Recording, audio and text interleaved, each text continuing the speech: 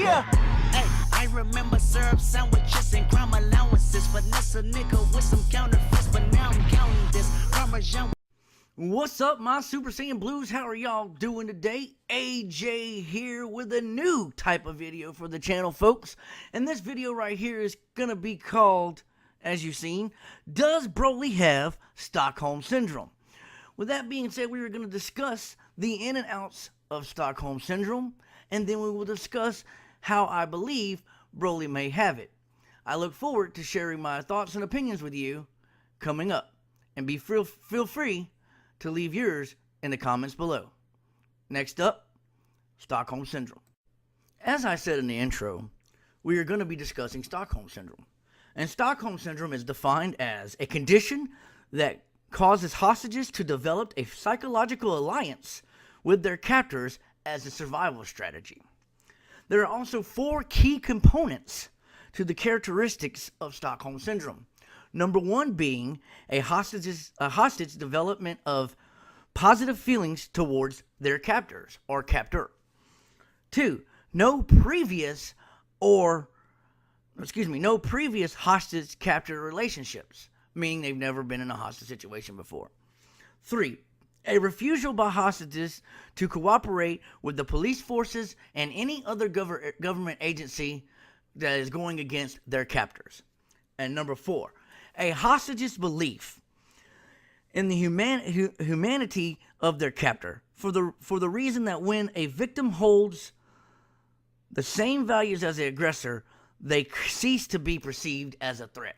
So what that's saying right there is that they start to see their captor as a loved one, as somebody who's only there to help them out, when in all actuality they're there to hold them captive and keep them under control. Now, that being said, it's also said in the picture on the screen, you'll see that the symptoms often follow escape victims back to their ordinary life and last for years and years and years. The only way to get around this Stockholm Syndrome, my friends, is to have years and years of therapy, talking to different people, and possibly medication. You know, there's some people that have dreams. Okay? We'll continue with the next section.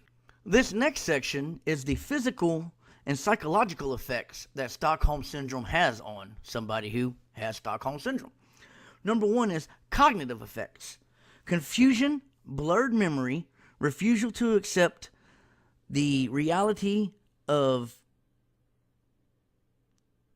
events, and recurring flashbacks. So that goes back to what I said earlier about them having dreams. You know, sometimes they have dreams of what they went through because of the cognitive, psychological effects on them because of Stockholm Syndrome. Number 2, emotional. Lack of feeling, fear, helplessness, aggression, depression, guilt, dependence on captor, and development of post-traumatic stress disorder. Now, I can't speak about post-traumatic stress disorder because I know nothing about it, but I believe it is akin to what the people back in World War II used to call shell-shocked from being in the war. Seeing all the blood and death and guts and stuff made them not mentally sane, I guess, or stable anyway. Number 3, social. Now, this is where it's getting difficult right here. You know, the social. The cognitive, the emotional, can kind of handle with therapy and pills and stuff like that. But as for the social, that's something you got to work out by being in a group of people, you know, out there, getting out in the world. So social is anxiety, irritability, cautiousness, and estrangement. So, you know, always cautious, never really going to be a meaning relationship with that person because they don't know if they can trust, you know. They've had a captor who's turned them into something else. So their idea of trust is different than that of a normal person. Number 4, and the final physical and psychological effect I have for you guys is physical. It increases the effects of pre-existing conditions, i.e. heart disease, stomach problems, acid reflux, migraines, stuff like that. It's all it amplifies them, the effects. Development of health conditions due to possible restriction of food, sleep, and exposure outdoors. So yeah, you could become anorexic for not eating. You could become bulimic. You know, all that stuff is because you're being deprived freedom, food, and the ability to do what you want and feel.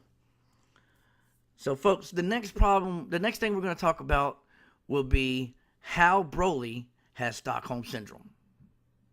In order to do that, we have to put it to context how Broly came to be and his existence. And I know a bunch of y'all have seen Dragon Ball Super Broly, the movie, and this might be rehashing of the movie itself, but I believe it is imperative that I elaborate on his history to further prove my point or disprove my point, however you see it, of Broly having Stockholm Syndrome. So that being said, when we first see Broly, he is a child with an incredible power. King Vegeta is worried and sends Broly away. Well, he's scared, okay, and he sends Broly away. Paragus goes to protest because he's like, it could be an asset against whoever wants to control us, blah, blah, blah. Well, Vegeta's still scared and prideful. Wants his son to be the main Saiyan, or Saiyan. Okay? So, ships him off. Paragus and there's another Saiyan with him, and then Broly land on planet Vampa. And the other guy with him dies, and Paragus basically grows older, and Broly grows up on Vampa fighting. So, about, I think it's 37 years in the future, it fast forwards, and you see Broly and Paragus on Vampa again. Broly's now a grown man. Paragus is an old man missing an eye and stuff like that, and Broly has a necklace around his neck. We don't know what that is at this moment, but you'll find out later. That is a device used to control him, and that will come into play more into how I believe Broly has Stockholm Syndrome. A distress signal goes out, and his ship comes with Chile and Lemon. They land on Vampa, okay, meet up with Paragus and Broly. Paragus does all the talking. Broly really doesn't talk because he doesn't say anything. I mean, he really didn't have anybody to talk to but his dad. So, Chile kind of finds him, I guess, friendly and offers him some chocolate, and Broly tries to eat the chocolate out of her hand, and she's like, no, wait, you gotta.